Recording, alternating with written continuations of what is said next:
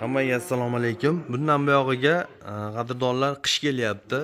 Uyda issiqligini ekonom qilish uchun, uy tez sovib ketmasligi uchun ko'pchilikning xonadoniga loyda o'rniga pena beton quyib beryapmiz. Bu pena beton xonani haroratini sovib ketishini oldini oladi. Qishda mana bu oradagi shipr bilan loyda orasidagi issiqlikni pastga o'tkazmaydi.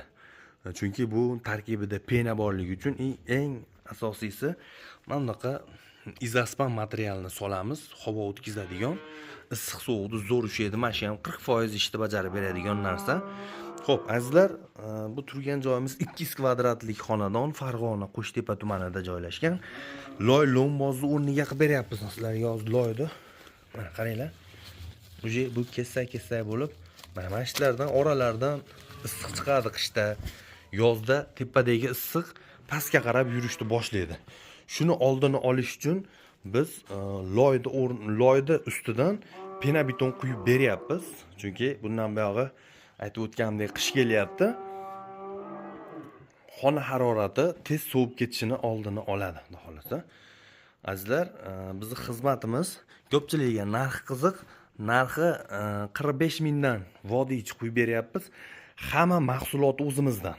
Materiali solinadigan rastvorga ketadigan sement, qum, pena, fibra, hamma narsasi o'zimizdan. Faqat suv berasiz, to'k berasiz bo'ldi. Xo'p, 2-etaj, 3-etajlarda tomiga ham bemalol aytaverasizlar. Biz apparatimiz 2 xil vazifa bajaradigan 2 ta apparatimiz bor. Ob'yomga qarab, joyiga qarab apparatlarimizni olib borib, xudo xolasa muammo bo'lmaydi. 2-etaj, 3-etajlarga ham mana biz hozir yarmini quyib bo'lib qoldik, xudo xolasa. Qolganini ham 2 soat astedil bo'lib quyib beramiz. Mana mashitlar o'tiriladigan uylarning usti, ayvonning ustiga quyib beryapmiz. Kimga shunaqa xizmatlar kerak bo'lsa, shu ekrandagi raqamlarga aloqaga chiqib, zakaz beraverasizlar, xudo xolasa borib chiroyli qilib xizmatlaringni qilib berib kelamiz. Sog' bo'linglar, salomat bo'linglar.